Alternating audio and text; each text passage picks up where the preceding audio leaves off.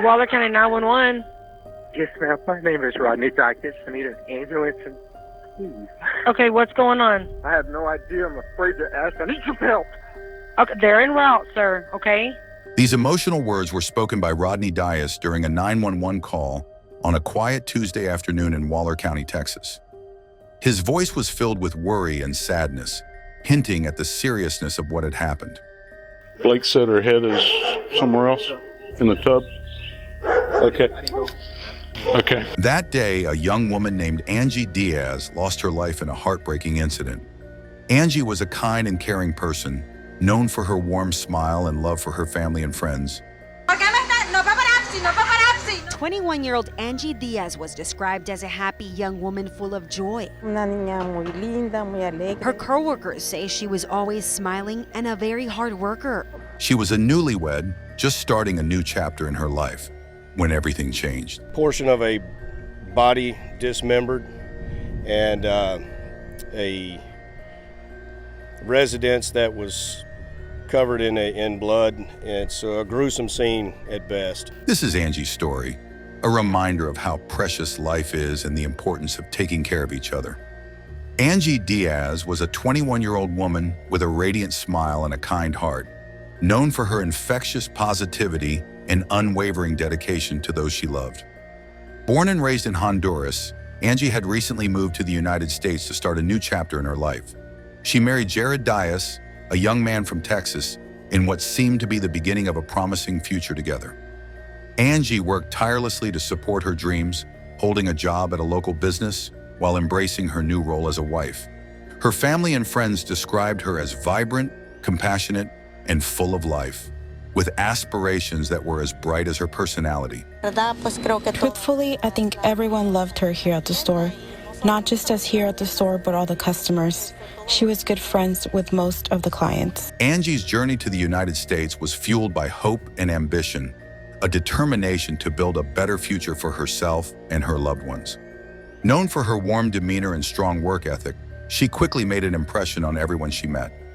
Despite the challenges of adapting to a new country, Angie's resilience and optimism never wavered. She dreamed of pursuing higher education and contributing meaningfully to her community, all while cherishing the close relationships she maintained with her family back home. Her marriage to Rodney Dyess was seen as the next step in her journey, a union that held the promise of love and stability. However, beneath the surface of what appeared to be a fresh start lay struggles and tensions that would ultimately lead to an unthinkable tragedy, cutting short the life of a young woman who had so much ahead of her. On that fateful Tuesday afternoon, Rodney Dyess made a 911 call that would haunt him for the rest of his life. Waller County 911. Yes, ma'am. My name is Rodney Dyess. I need an ambulance and please. Okay, what's going on? I don't know everything, but my son's wife is dead. Please. Okay. Phone. Okay, are you on location right now? Yes, ma'am. Yes, ma'am, I am. Oh my God. Okay. I'm here. Where is he at? He's in my house. Okay, this is your He's house. in their house. They have a building on my property. Oh my God, please. Okay, and you said this is who to you now? She's my daughter-in-law. She's my daughter-in-law. Just. Okay, it's a female? Yes. Okay, how old is she?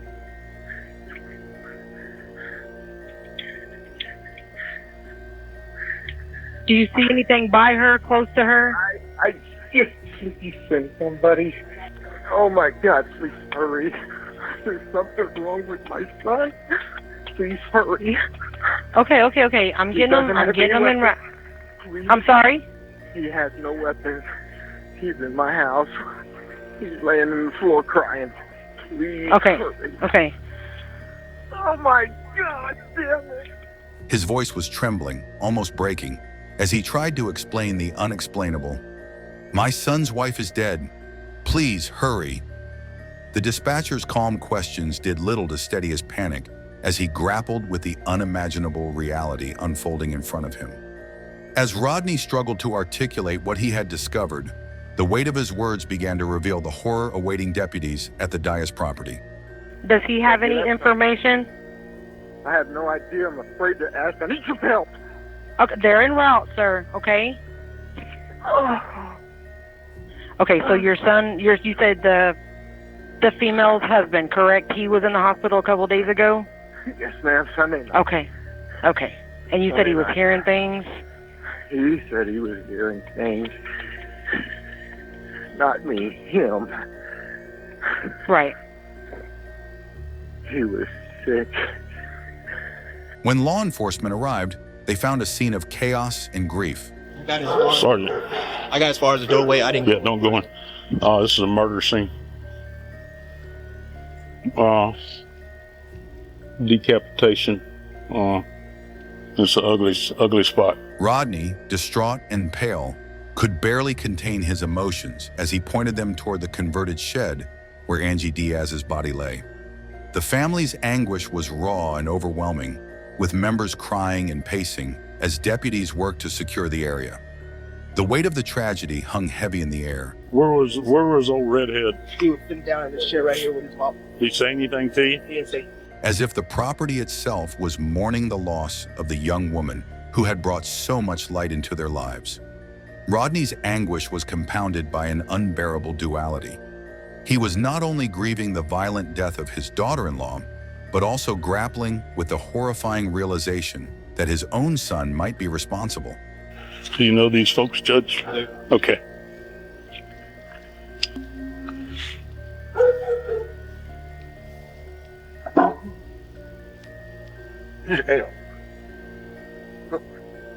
The once ordinary father-son relationship was now a source of profound pain, as Rodney struggled to reconcile the image of the boy he had raised with the crime that had shattered their family. "I don't know everything," he told the dispatcher, his voice trembling, "but there's something wrong with my son." How did it happen? They said that the deceased lady and old boy that's in the back seat of Dion's car got married last September. And all they know is her name is Angie, A-N-G-G-Y. But she works at Cheppy's, or worked at Cheppy's. So if she doesn't have any, I'm thinking, we ain't gone in there. Hopefully she's got there's some ID in there, but they could ID her if there's nothing in there. The depth of Rodney's devastation became apparent to everyone at the scene. He was a man caught between heartbreak and disbelief, trying to protect his family while cooperating with law enforcement in their pursuit of justice. We'd like to ask for your consent to go into the house. Into my house? Yes. No. Okay, without, we're going to get a search warrant. JR's right there. It's right there. Okay. What do you need to go in my house for? Isn't that where the body's at? No, sir. No, sir. It's the back house. This Okay. is the back house. I've got 9 dogs in there. I apologize. I was told. No. I apologize. No, you don't have to talk to me and start threatening me with a goddamn search warrant. That's not needed. It's not necessary. Sir, I was asking for your consent. And I told you no. And I was going under the impression that the body was inside the house. All right. So Are we good? You tell me, are we I good? am. I Okay, then. apologize to you. Can we get your consent to go into the house behind you? Most definitely can. Okay, Of course thank can. you very much. It's just you can't. I've already been told I can't go in my house, and you're going to go in my house. You're going to have to shoot my goddamn dogs to get in that house, and it's not going to happen. We're trying to figure out what's going on All here. right, that's why I'm getting That's upset. all we're doing. If you want to go in that house, I'll let you in that house, but you've got to send somebody in there with me to secure my dogs. And y'all ain't killing my dogs. We have no intention of killing your dog. That's why I'm getting upset. So Okay. we have no intention of causing any more harm here tonight. Put them in there. Okay, No, just it's sit a up. misunderstanding. I apologize to you. We're I just do. we're trying I'm to not get to the trying bottom of be what's difficult. going on here. All So right, that's you all have we're my trying to do. permission. Sir, can I get you Rodney? His heartbreak reflected the sheer enormity of what had been lost. Not just Angie's life, but the innocence and unity of their family, which had been irrevocably destroyed by the unspeakable events of that day. It was a nightmare no parent should ever have to endure, and one he would carry with him forever. Investigators worked swiftly to secure the crime scene, a small converted shed that now bore witness to an unspeakable act of violence. Family members were separated for questioning, their shock and anguish evident in every word and gesture. Inside the shed, evidence told the story of a violent struggle, items strewn about, blood spattered across the walls, and the devastating reality of Angie's final moments etched into the surroundings. Her body bore the marks of unimaginable brutality, the kind of savagery that left even seasoned law enforcement professionals shaken to their core. It was clear that Angie had suffered greatly, and the sheer ferocity of the crime painted a horrifying picture of what had transpired. As the investigation unfolded, Jared offered no explanation for his actions. He sat in custody, his silence as chilling as the violence he had unleashed. Detectives pieced together the events leading up to the crime, uncovering a series of red flags: Jared's erratic behavior, his recent drug use, and his earlier plea for help, that now seemed to foreshadow the tragedy. Meanwhile, the family, reeling from shock, struggled to comprehend how an ordinary day had spiraled into their worst nightmare. Their grief was palpable, a heavy presence that hung over the scene, underscoring the profound and permanent loss they had suffered. For investigators, the task was not just to determine how the crime had occurred, but to grapple with why it had happened. The evidence told part of the story, but Jared's silence left a void, making his actions all the more incomprehensible. As the pieces came together, one thing became clear. This was a crime that had devastated not just one life, but many, leaving a trail of unanswered questions and heartbreak in its wake. In custody, Jared displayed strange and erratic behavior that baffled investigators. At times, he sat motionless, his head hanging low as though weighed down by the gravity of his actions. At other moments, he paced the room, performed squats, and fidgeted restlessly, as if trying to dispel an invisible force. This behavior hinted at profound anxiety, guilt, or the lingering effects of the drugs he admitted to using. When detectives entered the room to question him, Jared's responses were fragmented and unsettling, marked by a detachment that unnerved even experienced interrogators. "It wasn't me. Something made me do it," he muttered, his voice hollow and devoid of emotion. He claimed that after using methamphetamine, he began hallucinating and hearing voices. According to Jared, the commands came from the television, urging him to kill his wife in what he described as a demonic influence overtaking his mind. His account painted a chilling picture of a man who believed he was no longer in control of his actions. Detectives pressed for details, but his responses were scattered and often contradictory. Jared alternated between moments of apparent lucidity and nonsensical statements, further complicating the already harrowing narrative. So, it's my understanding you were just in the hospital, is that right? Yes, and after that started feeling weird. What were you in the hospital for? Stomach pain. Okay, and do you know what hospital did you go to? Despite his attempts to attribute his actions to external forces, the evidence against him was overwhelming. Blood on his clothes, DNA at the scene, and the crime told a story that could not be ignored. While his words revealed a fractured mental state, they did little to explain or excuse the horrific violence that had unfolded in the shed. The confession, though haunting, offered investigators a glimpse into the chaos of Jared's mind as they worked to piece together the events of that fateful night. Following a court-ordered psychiatric evaluation, Jared was deemed competent to stand trial, a decision that drew both scrutiny and relief. Mental health professionals determined that while Jared displayed signs of paranoia and psychosis, he was fully aware of his actions at the time of the crime and understood the consequences. This ruling ensured that he would face the legal repercussions of the horrific act he had committed. Confronted with overwhelming evidence and unable to refute the charges, Jared pleaded guilty to murder, a grim admission that brought little solace to those who mourned Angie. During sentencing, the courtroom was filled with an atmosphere of somber reflection and palpable grief. Angie's family and friends, many holding back tears, listened as the court handed down a 40-year prison sentence, with eligibility for parole in 2043.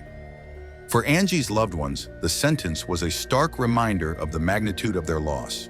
No amount of time behind bars could bring back the young woman whose life was taken so senselessly. Still, the guilty plea spared them the emotional turmoil of a lengthy trial and provided a measure of closure, however small. The community, too, grappled with the senselessness of Angie's death. Vigils were held with neighbors, friends, and strangers, coming together to honor her memory and offer support to her grieving family.